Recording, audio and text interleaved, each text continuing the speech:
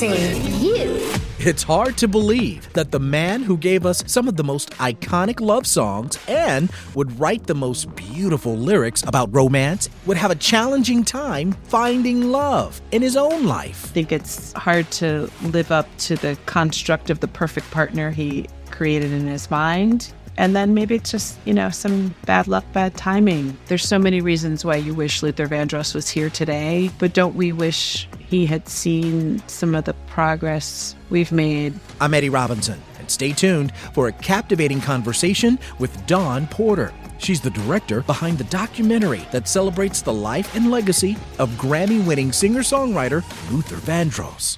We'll explore the triumphs and tribulations of one of the most remarkable vocalists of the music industry. Oh yeah, I feel you. We hear you. I see you. You're listening to I See You. I'm your host, Eddie Robinson. He was known as the Velvet Voice, synonymous with soulful ballads and timeless love songs. Luther Vandross had a career that spanned over 30 years, and while he would go on to become a global superstar, he didn't naturally seek out the spotlight. He started his career as a backup singer with the likes of Roberta Flack and David Bowie. He would go on to become a writer and arranger for his idols like Diana Ross and Dionne Warwick. At the same time, he was writing and performing some of the biggest commercial jingles of the 70s and early 80s.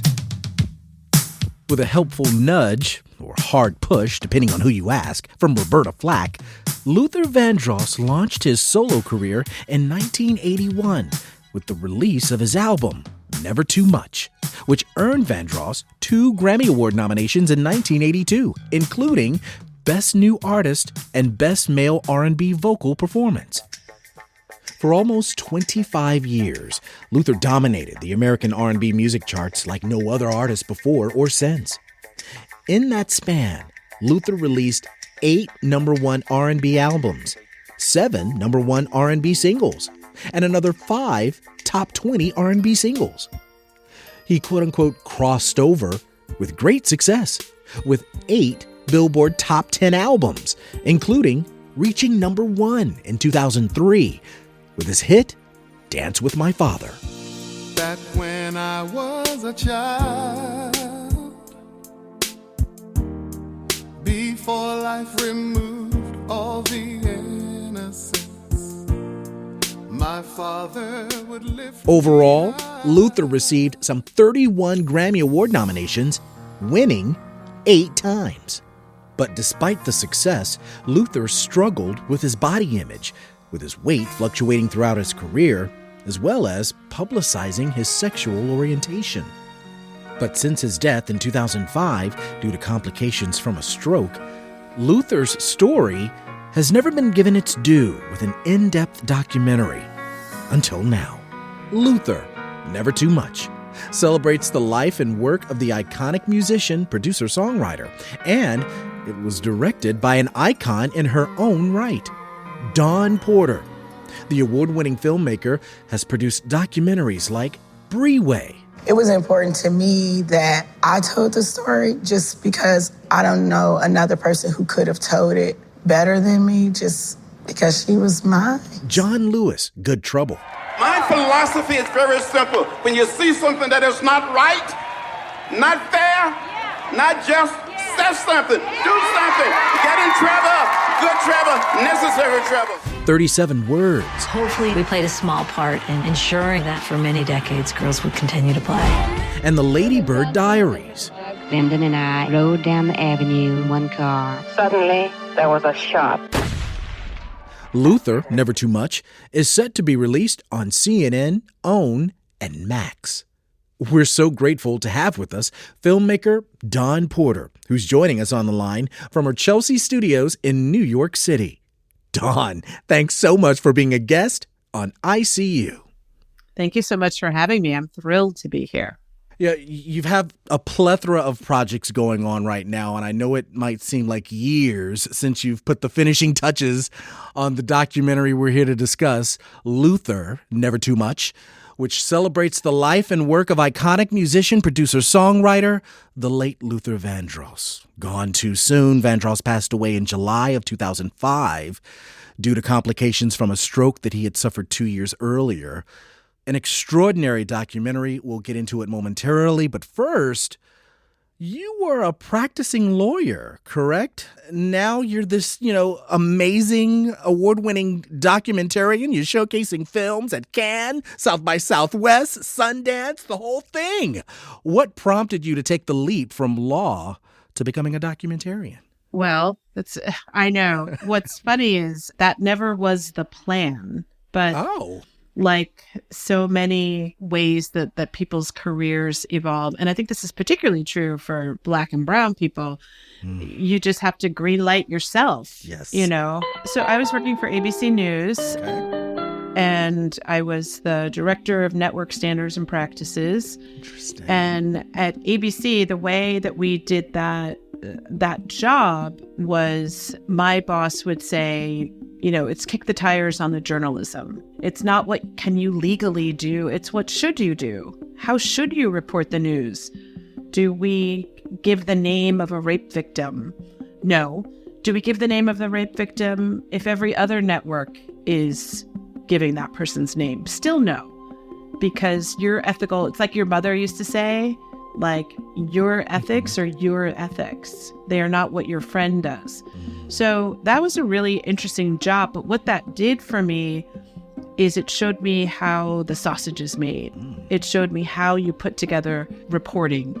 And so when reporters are doing their job really well, it's a very elegant thing. You can see how something goes from a curiosity to being on television or on the radio. And I think that a lot of, particularly people who have not been exposed to media, so like, Black kids, brown kids, if you have not had an internship or you have not been around creators, it's this big mystery. How do you go from here to there? And once the mystery was revealed, I was like, I could do that.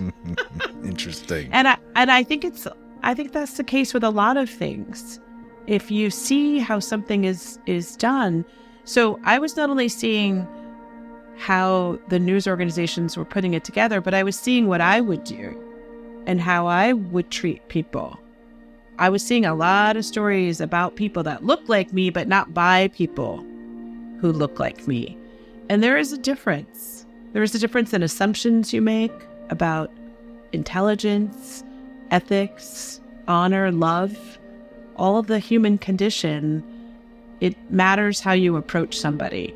So I moved over to A&E television, and there I saw a different piece of the business, more the business side. How were things getting greenlit? What were networks thinking? What were they looking for in producers? So all of those experiences were my own kind of film school.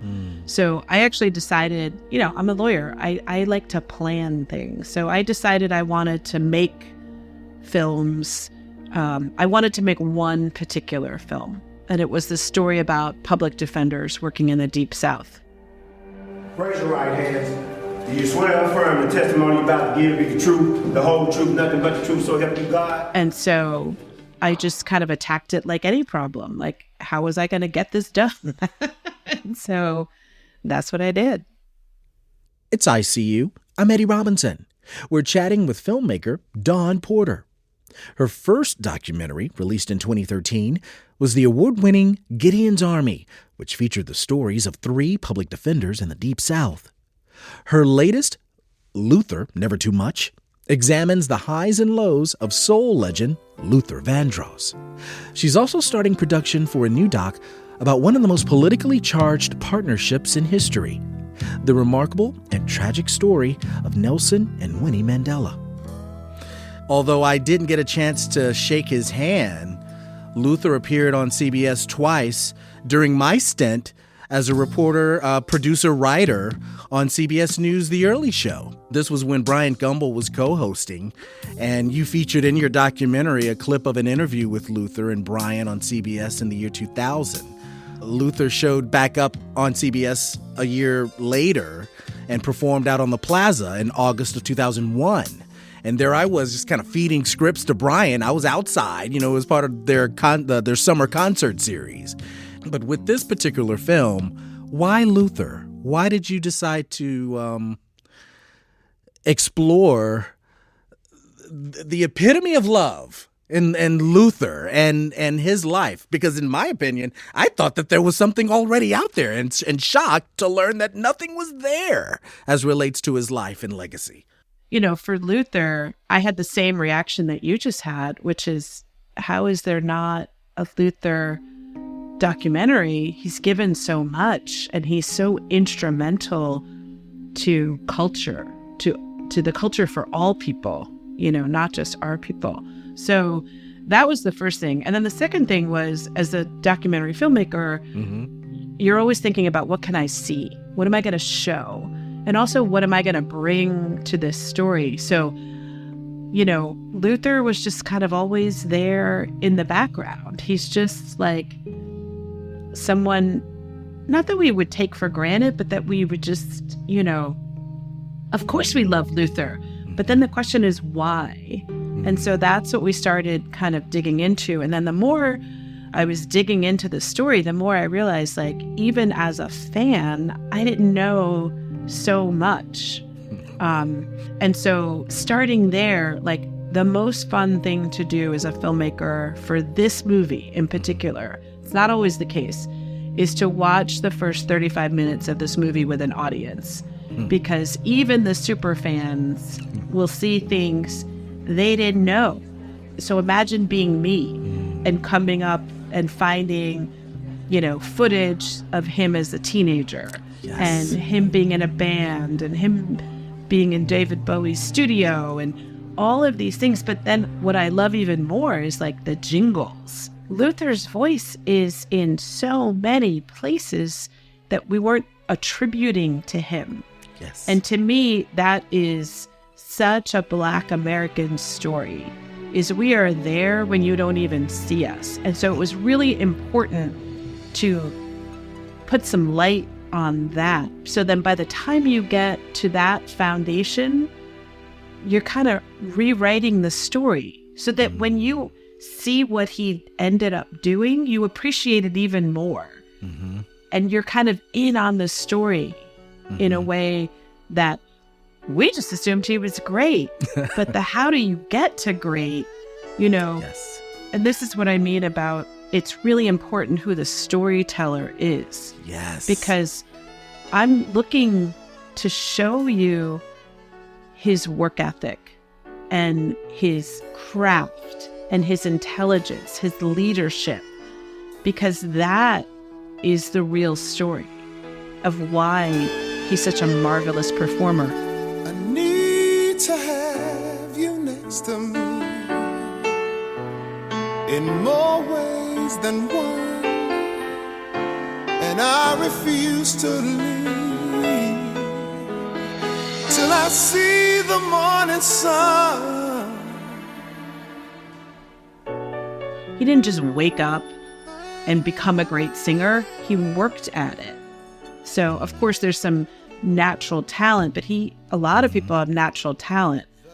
It's what are you going to do with it? And that, to me, is the real story. I'm grateful to you for showing an 18-year-old Luther singing on Sesame Street.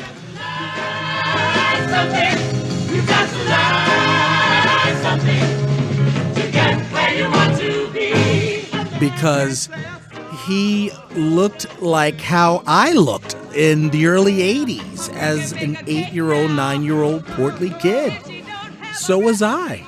And so that's why I'm so grateful to you, Don, for showing us that 18-year-old Luther. We're only halfway, so here we go again. 11, 12, 13, 14, 15. And bringing in friends and those who knew of him. And truth be told, here I am at PBS, but I absolutely had no idea of the definitive spirit of blackness surrounding the first season of Sesame Street. I mean, I remember Sesame Street and watching it in the mid-'70s and whatnot, but I saw black kids on television, the kids that looked like me. And now seeing your documentary and realizing, wow, Luther was one of many blacks on Sesame Street and started that culture and really sort of embraced the Harlem-esque New York City, Manhattan environment, if you will, the culture, if you will, of Sesame Street. And that was just so fascinating to see all of that taking place right in front of my eyes and seeing Luther as an 18-year-old. What you're saying is so important. I live in Harlem now. I live on 138th Street. And so, that's where I live. That's the fabric and the vibrancy of, my neighborhood. And discovering when Carlos, Puerto Rican guitarist Carlos Alomar, is a friend of Luther, says, well, that's Harlem. I'm like, of course it is. Of course it is. And then you have bodegas and you have Maria Luis. And yes. When you start to think about it, but then the second question is, why didn't I know that? Why wasn't this being advertised this way? Would it have been such a smash popular hit if they had been really upfront about what it was? That's the story in so many things. So seeing what a part Luther was in that creation of Sesame Street, and also seeing it's so important to show him as this, slightly chubby kid with so much talent, because how many other chubby kids are out there feeling like black, they're not going to be accepted, if they can't dribble a ball or hit a ball far. So this is part of the story, which is he decided what he wanted to be and then he worked towards that goal. So I guess that's our theme. Yes. Today. Yes. Coming up, we continue our chat with film director Don Porter. We'll take you to the early 70s as Luther is being introduced to one of the most influential musicians of the 20th century, David Bowie. What was it that inspired this Englishman to put this young, emerging, and at that time, unknown singer-songwriter under his wings? And then later, how did this documentary take on the subject matter surrounding his sexuality?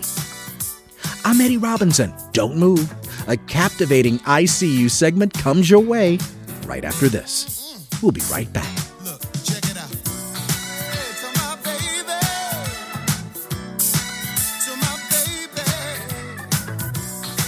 to my baby, then I'm alright. To my baby comes home.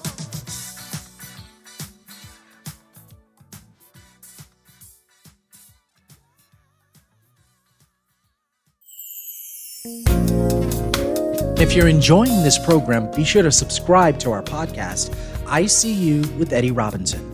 You can hear all the past episodes and be notified when new episodes are released. Also, please take a minute to give us a review or comment. We love getting feedback from our listeners.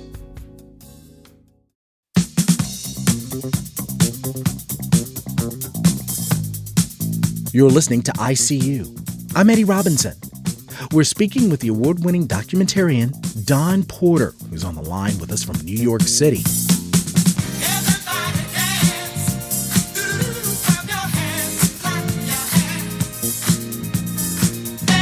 Her latest work, Luther, Never Too Much, dives deep into the life of the iconic Luther Vandross. The feature brings to life the triumphs and tribulations of a man who struggled with his weight, struggled with his sexual orientation, struggled with finding love. But one thing he didn't struggle with, delivering background vocals and writing some amazing love songs for artists, especially in the early heydays of his career. We even learn that practically every song recorded by the popular Nile Rodgers disco group Chic featured background vocals by Luther himself.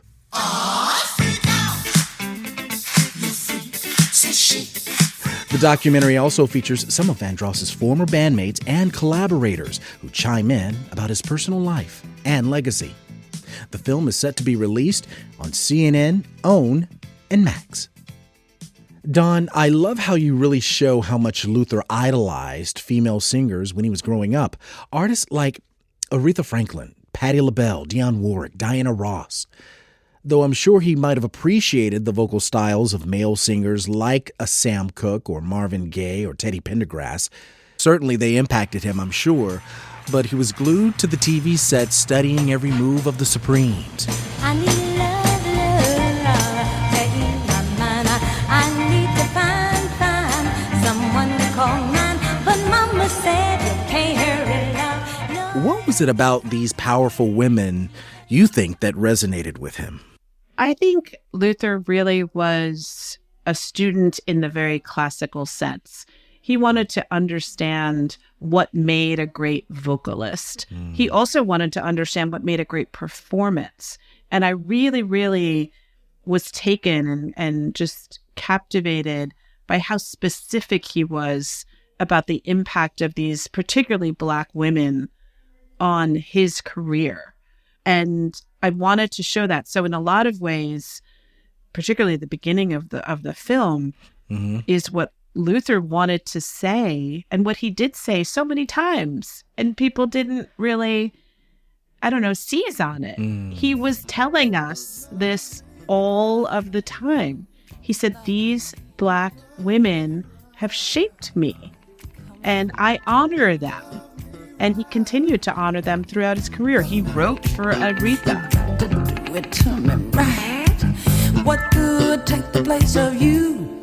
Nothing in the whole world. He arranged and sang with Dionne. We both know it's dying. It's dying. We've tried and tried to find us. He was backup for Roberta Flack. You stop loving.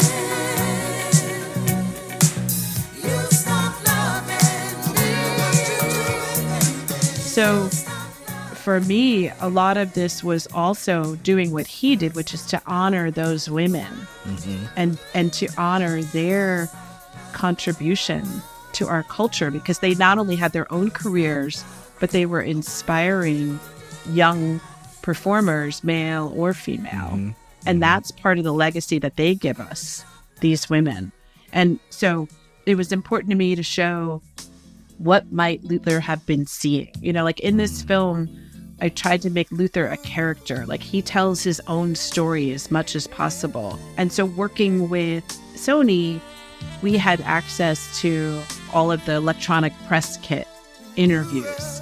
And those were just used to promote some song or some record. But for me, they were gold because he was really telling you about his influences. So then it makes sense to use this beautiful black and white footage of Dionne Warwick, where she's singing and she's in these elegant gowns, or she's romping around on the beach in the south of France because she's beautiful. Yes.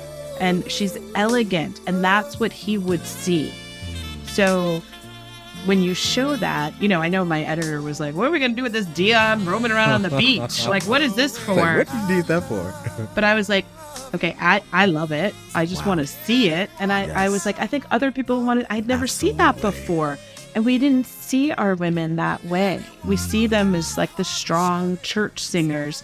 And yes, that is a part of our history, but it's also this beautiful, elegant, you could imagine why people would be captivated by these images, the gowns and the movements. Like I just think of Dionne's hands, so elegant.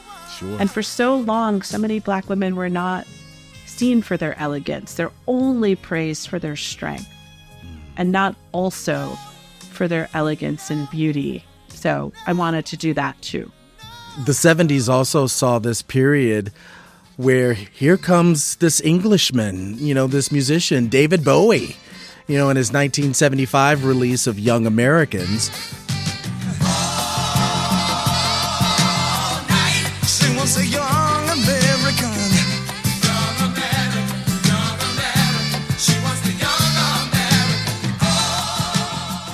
he was looking to explore soul and R&B for this project, which was a departure from his glam rock style in previous albums. And Luther received a call to come down and become part of his session. And of course, Luther comes in and does backup singing and ends up blowing Bowie away with his ideas and talent. Dawn, what do you think that experience meant to Luther in collaborating and obtaining so much validity and acceptance from a musician like David Bowie? When you think about the story of Luther with David Bowie, first of all, I had not heard that story. Me neither. So there's yet again, we are. And I think a few things. One is Luther was seizing opportunity where he saw it. So he goes with his friends. He's not really supposed to be part of the session, but he's collaborating. And it's not only that he's discovered Bowie seeing his talent. Luther adds a very critical part. He adds the hook to the Young American song.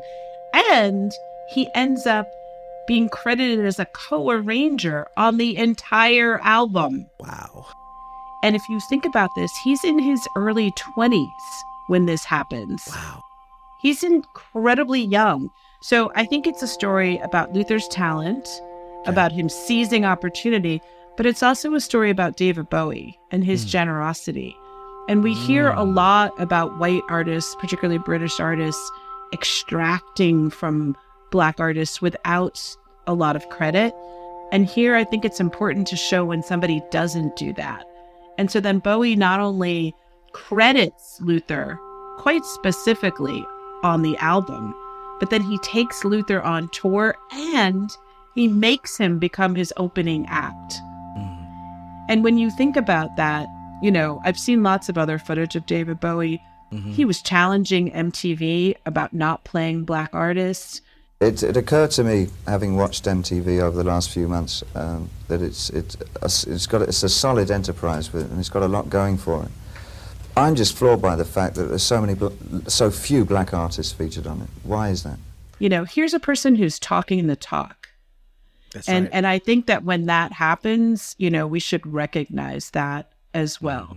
But Luther took the opportunity that was offered. Sometimes we get the opportunities and we don't make the most of them. Luther just took off from there.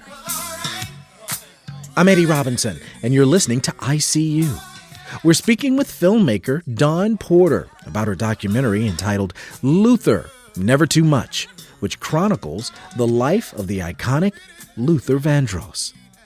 It's hard to imagine looking back at someone who had multiple platinum albums, multiple Grammys, to think that they had a very successful and lucrative career singing jingles, for commercials. And you mentioned that earlier with the ads. I heard these commercials in the documentary and I went crazy. They're going the Greyhound way.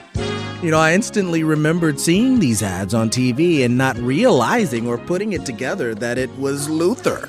Miller Lite, Wrigley's Juicy Fruit Gum. And there's nothing like the flavor of Juicy Fruit Gum. Pick a pack of Juicy Lowenbrow, Gino's Pizza.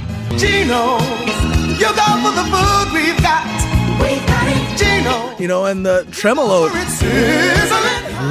And all that and how that was discovered.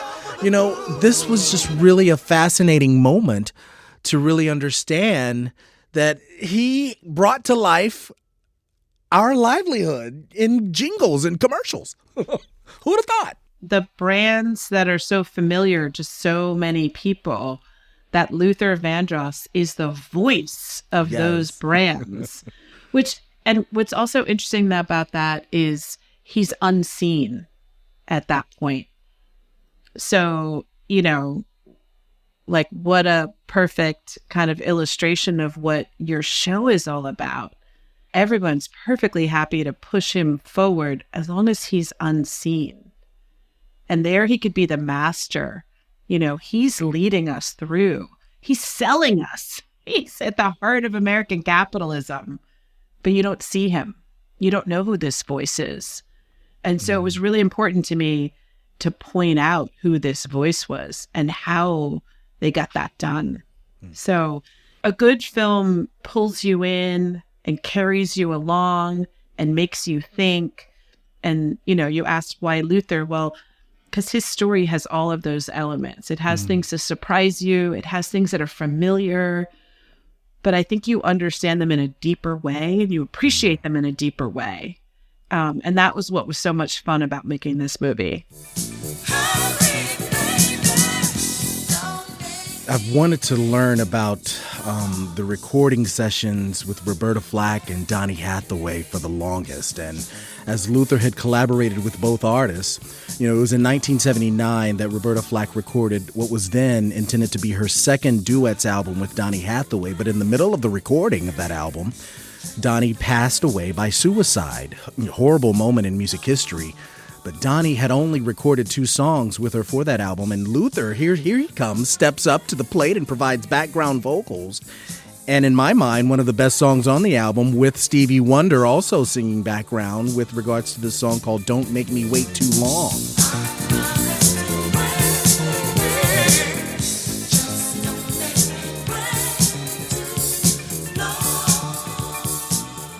A very beautiful under-the-radar track. But Don, it's very interesting that you note about that being unseen.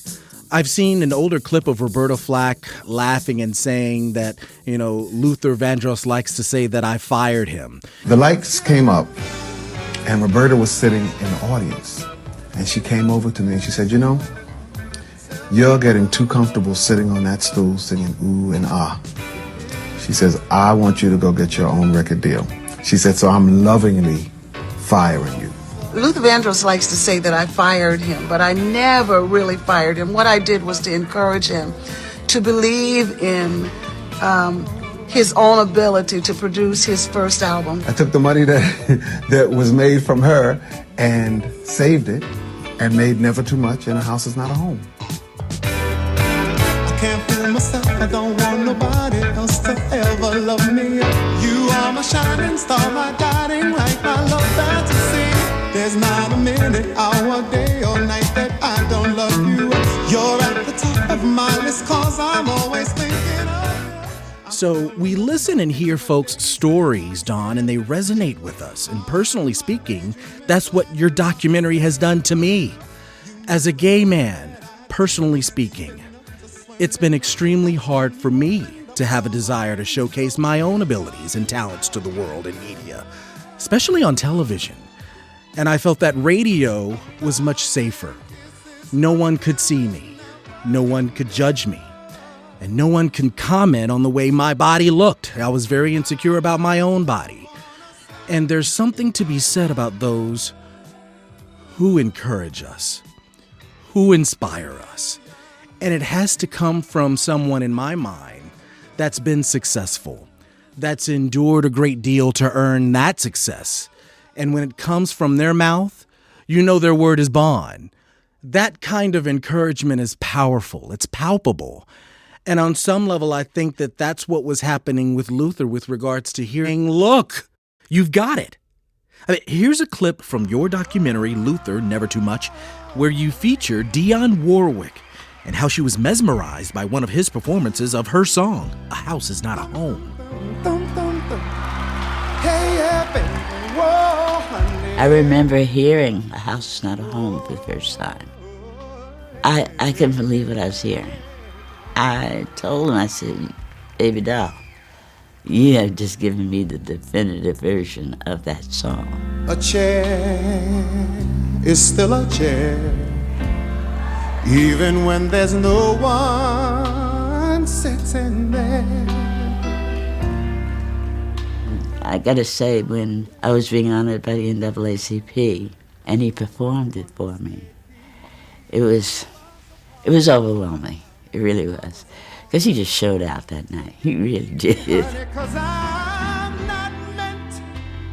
And so, Don, they seem to provide the encouragement, the inspiration, without Dionne Warwick, without Roberta Flack. Don, do you think he would have stepped into the spotlight on his own? I think what you've just described is Black royalty. Yes. Right? It's Stevie and Donny Hathaway and Roberta. So I think that Luther was going to be successful, but I think he was successful in a particular way because of the generosity of those artists. And I think that their generosity is also a theme that I see, which is we have to greenlight ourselves. That's right. And she said that earlier. A lot has to come together before people are willing to be exposed in some ways. And I think that he had something that's really important, which is some financial security. He certainly had a belief in his talent, and he had some kind of ratification. Yes, you're ready. This is the time. But the other thing he had, I think, was he had the ability, he had studied a lot of artists. And Luther really was an artist who wanted to be prepared. You know, later in the film, he says something I always thought was really important: I will not play with your ticket money. He wanted to be worthy of the audience. And so you're worthy of the audience if you don't come out too soon either. And so he had written a number of songs. He had worked with these, you know, with Marcus Miller, you know, Nat Adderley Jr. And make this the first day of our forever, for always, for love. He had his people around him. Okay. So if you think of an artist like Luther, he wasn't going to do anything halfway. And so once he had the A-team in place, I think then he felt like this is the time. So I think he came along right when he should, you know. And he still, you know, he had his demons to battle. He had his weight. He had discussions about his sexuality, which were constantly, you know, kind of plaguing him, about what he was going to reveal, what he was going to discuss. That was a really challenging part of the film for me, because Luther was so clear about how he wanted to be thought of. And there's so many reasons why you wish Luther Vandross was here today. Yes. But don't we wish he had seen some of the progress we've made? We're not perfect. There's still too many kids who are afraid to be their full selves. You know, and when I think about how much work he put into his career and about being in control of what he shared, I hope what you see in the movie is you can understand even if you don't agree. And in the end, you know, we have to let people make their own choices, even if we ache for them. Coming up, we wrap up our conversation with Dawn Porter, the award-winning documentarian, about her latest project, Luther, Never Too Much. We'll explore how the singer's weight was the subject of so many media interviews and talk shows as he became more and more popular. Was it a matter of curiosity as journalists, or was it body shaming and flat-out bullying, as interviewers felt it okay to ask a singer about his body weight? A lot of people make a big deal out of your weight. Does it bother you? Yeah, it's bothersome right now that you're asking me. How did this impact Luther's mental health? I'm Eddie Robinson. Our provocative ending segment of ICU comes your way right after this.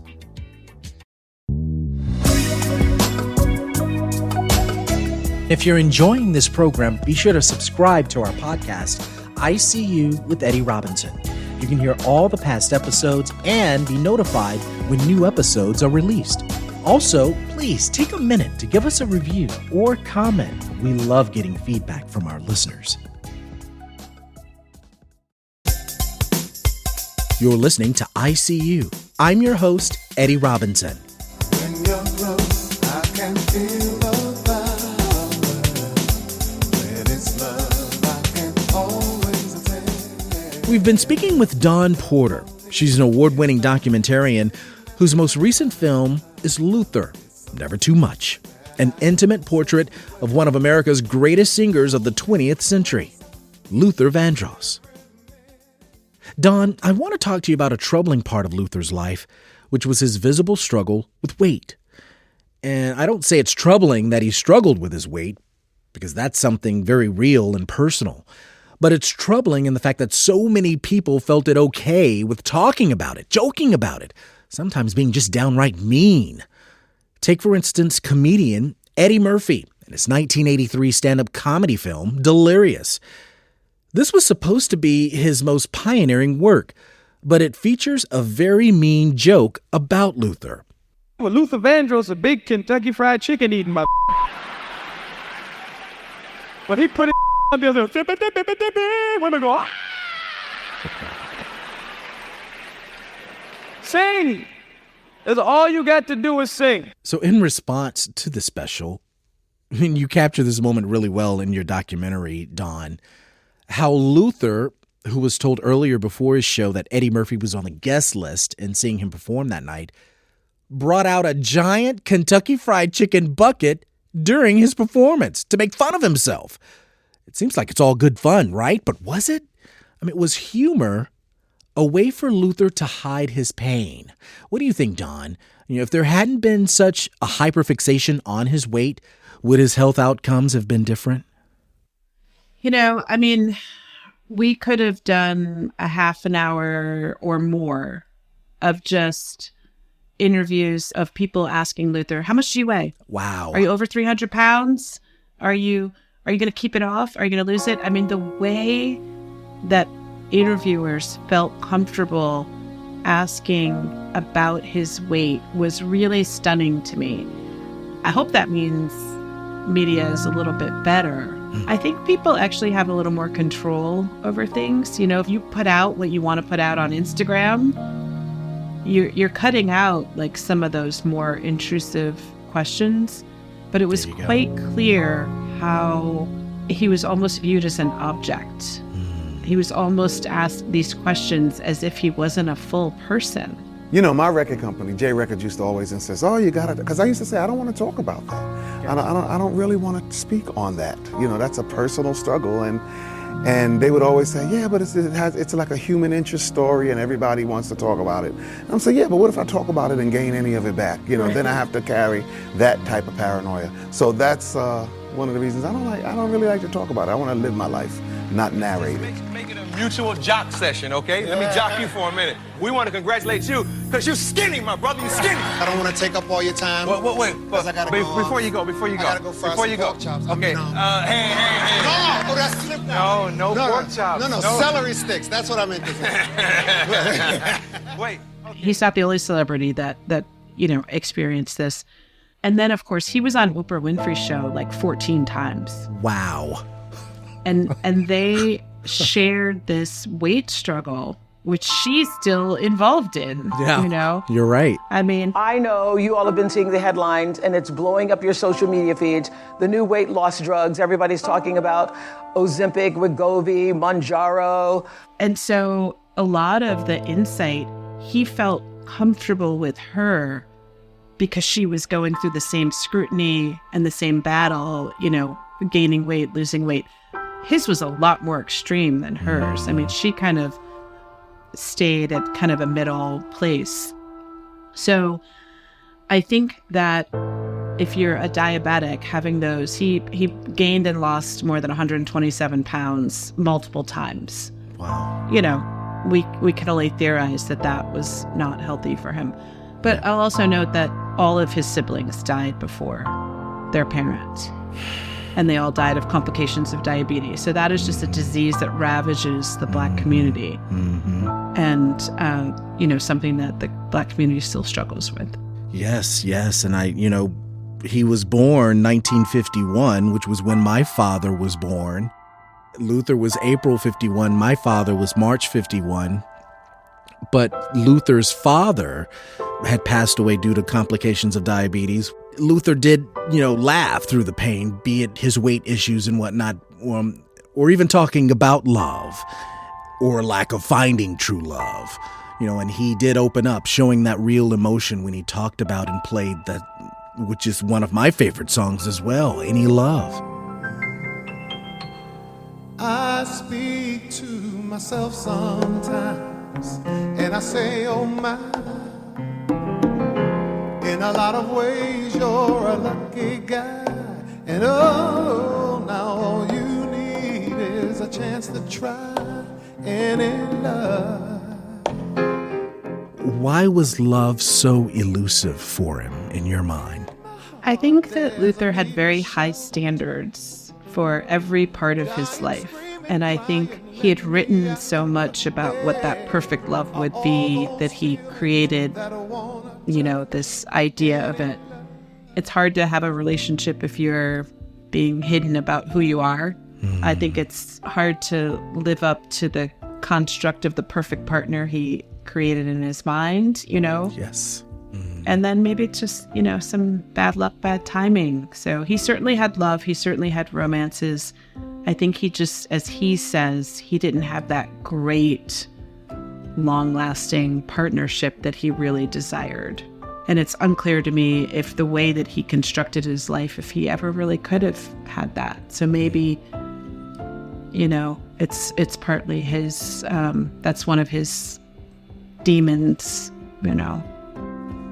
After his passing, one of Luther's best friends, singer Patti LaBelle, admits that he indeed struggled with the idea of coming out publicly when he felt she might have outed him in 2017 when she was on the set of a Bravo episode of Watch What Happens Live with host Andy Cohen. Did he struggle with the idea of coming out publicly? Was that something that you talked about at all? We talked about it. It was basically he did not want his mother to be, although she might have known, but he wasn't going to come out and say this to the world. This is ICU. I'm Eddie Robinson. We're speaking with Dawn Porter from her office in New York City. She's an award-winning filmmaker whose latest work, Luther, Never Too Much, is set to be released on CNN, OWN, and Max. I applaud your team and you for how you honored his privacy in that respect as it related to his sexuality. I now have a new outlook for the song, Any Love. I too struggle to find love. Your documentary has allowed me to discover myself as a man, to discover myself as a human being. And it really has helped put my entire life into perspective, knowing that a man like Luther struggled to find love. His songwriting, are you kidding me? His lyrics, his music. He was the definition of love.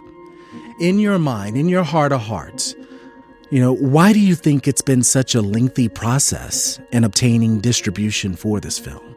Well, first, thank you that's more than I could ever dream. Like when you make movies, you hope that people will see and appreciate what you're trying to do. It's always the most important thing to see how the film's received. And this film has received a lot of love, I think, because it's made with a lot of love. I know that in our media landscape, Black stories are not as valued. The Black audience is not as valued. I think it took too long, given the power of the story. And I do think it's one of the favorite films I've ever made. I think just everything came together for this movie. It was like he was just directing it, Oh. I mean, it just really, we made this movie in 9 months, which is really fast for a film. Mm-hmm. And I think he was there just saying, I think he was looking for you. I think he was looking to say, I did this, you can too. And life is so full and there's so much of it to experience. Wow. So it's taken too long, but it will be out there and for audiences to enjoy. So stay tuned. Of all the accomplishments you've made, what you've had to endure to get to where you are today, the trials, the tribulations, the triumphs, even the rejections, Dawn, what lessons have you learned about yourself thus far? I have learned that you can have very high standards for stories and that you have to decide what your own personal red line is that you will not cross in your storytelling. I'm not doing this job to just make anything. I'm doing it for things that I think I can bring something to, that I can't wait to share with people. I'm doing it because I'm endlessly fascinated with people, but I'm endlessly fascinated with, you know, how Black people have done all the things that we've done. So, you know, I think that you are the architect of your own career, and you have to decide. It's a constant evaluation of what feels right for you to do. And so some things you have to say no to. They might seem like good opportunities, but the actual opportunity is not what you want to put out in the world. And so it's important to be honest with yourself, I think, is the thing I've learned the most. Thank you. Award-winning documentarian, Dawn Porter. Thank you so much for being a guest on ICU. Thank you so much for having me. This was really fun. Still in love with me. Yeah, with me.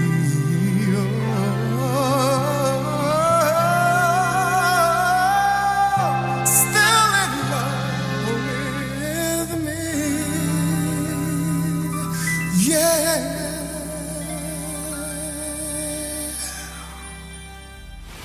Our team includes technical director Todd Holslander, producers Laura Walker and Micho Jacob. We had help this week from Juan Diego Ramirez. ICU is a production of Houston Public Media. Follow us on Facebook, Instagram, and X. We're at ICU Show. Subscribe to our podcast wherever you listen and download your favorite shows. And be sure to check out our show page, ICUshow.org. I'm your host and executive producer, Eddie Robinson. And I feel you. We hear you. I see you. Thanks so much for listening. Until next time.